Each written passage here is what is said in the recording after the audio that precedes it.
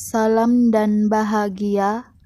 Kami dari kelompok 10 akan membahas materi tentang teknik pengumpulan data, mekanisme kepustakaan, dan pencatatan data.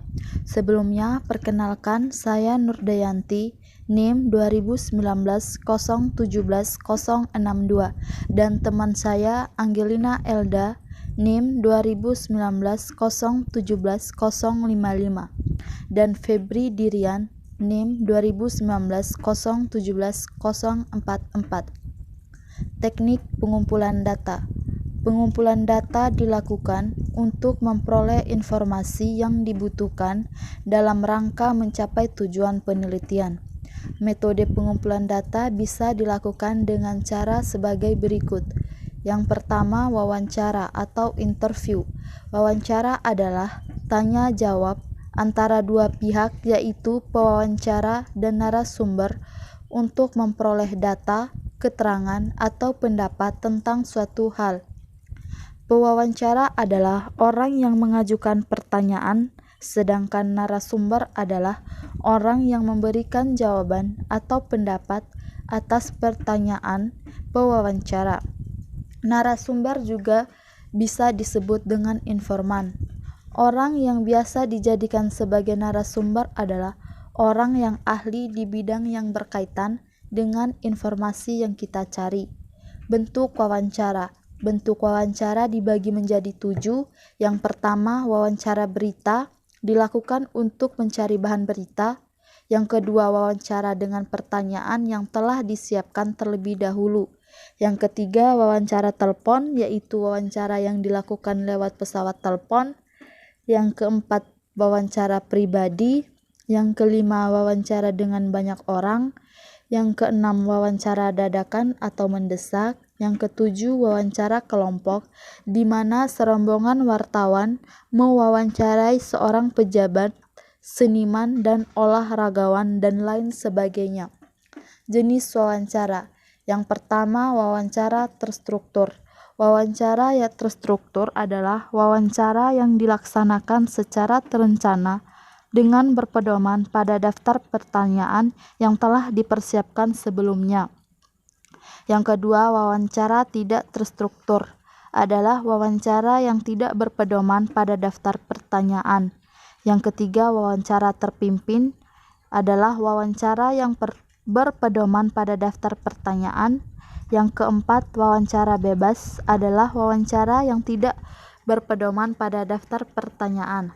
Yang kelima, wawancara individual, yaitu wawancara yang dilakukan oleh seorang pewawancara dengan seorang narasumber.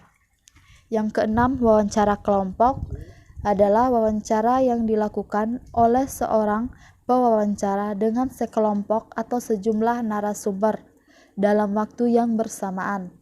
Yang ketujuh, wawancara konferensi. Wawancara konferensi dibagi menjadi 2, yaitu wawancara yang dilakukan oleh seorang pewawancara dengan sejumlah narasumber dalam satu tempat dan satu waktu secara bersamaan. Yang kedua, wawancara yang dilakukan oleh sejumlah pewawancara dengan seorang narasumber dalam tempat dan waktu yang bersamaan. Kedelapan, wawancara terbuka adalah wawancara berdasarkan pertanyaan yang tidak terbatas.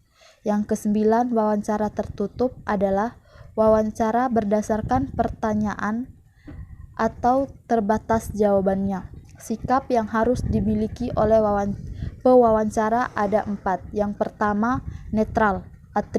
Artinya, pewawancara tidak berkomentar untuk tidak setuju terhadap informasi yang diutarakan oleh responden, karena tugasnya adalah merekam seluruh keterangan dari responden, baik yang menyenangkan atau tidak. Yang kedua, ramah. Artinya, pewawancara mampu menciptakan suasana yang mampu menarik minat si responden. Yang ketiga, adil.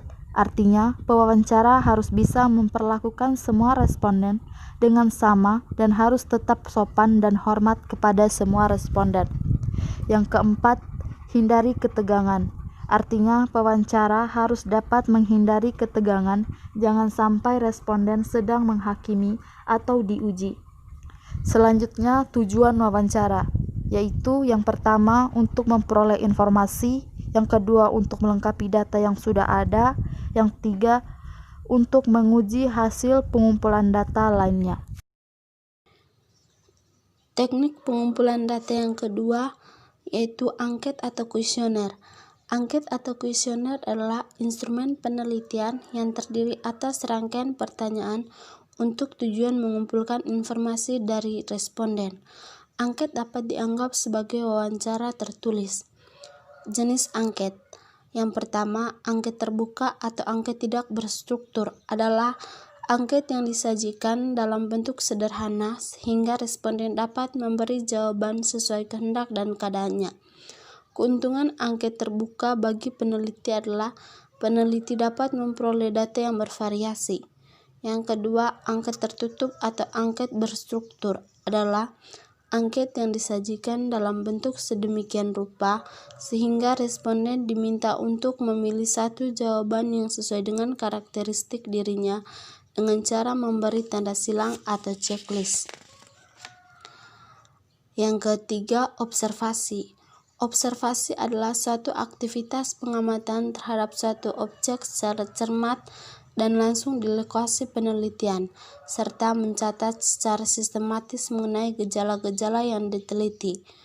Tujuan observasi yang pertama, untuk menggambarkan suatu objek dan segala yang berhubungan dengan objek penelitian melalui pengamatan. Yang kedua, untuk mendapatkan suatu kesimpulan mengenai objek yang diamati, di mana kesimpulan tersebut disusun dalam sebuah laporan yang relevan dan bermanfaat untuk bahan pembelajaran. Yang ketiga, untuk mendapatkan suatu data atau informasi yang dapat dibagikan kepada pihak lain dalam bentuk karya ilmiah.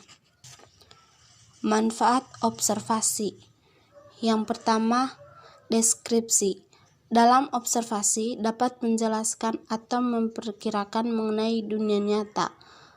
Yang kedua, memungkinkan orang lain untuk menafsirkan hasil penemuan dan bagaimana akan diinterpretasikan.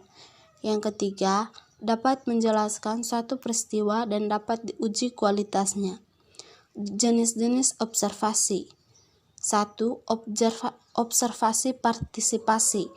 Jenis observasi ini dilakukan dengan adanya observer yang terlibat langsung secara aktif dalam objek yang diteliti. 2. Observasi sistematis atau kerangka adalah observasi yang telah ditentukan terlebih dahulu kerangkanya. Di dalam kerangka tersebut terdapat faktor-faktor yang akan diobservasi. Yang ketiga, observasi eksperimental adalah observasi yang dilaksanakan terhadap situasi yang telah dipersiapkan sedemikian rupa untuk meneliti suatu objek tertentu. Berikutnya, penelitian lapangan.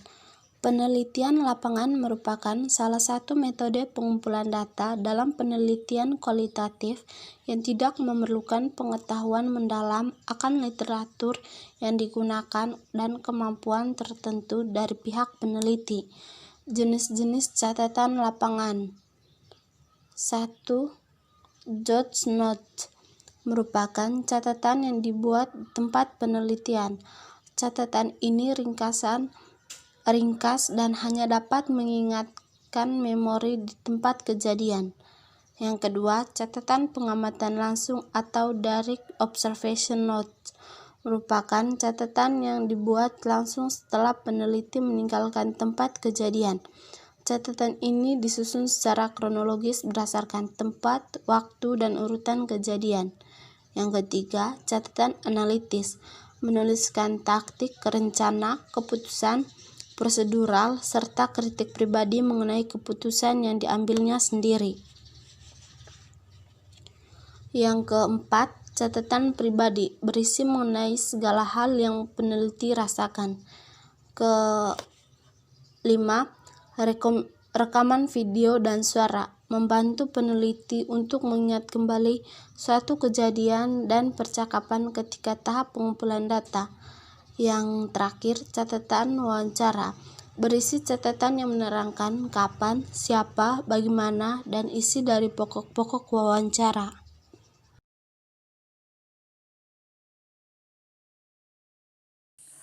Selanjutnya, mekanisme kepustakaan. Mekanisme kepustakaan merupakan jenis penelitian kuantitatif yang pada umumnya tidak terjun ke lapangan dalam pencarian sumber datanya. Mekanisme kepustakaan digunakan oleh penulis sebagai landasan teori yang dipakai dalam berbagai analisis penelitian.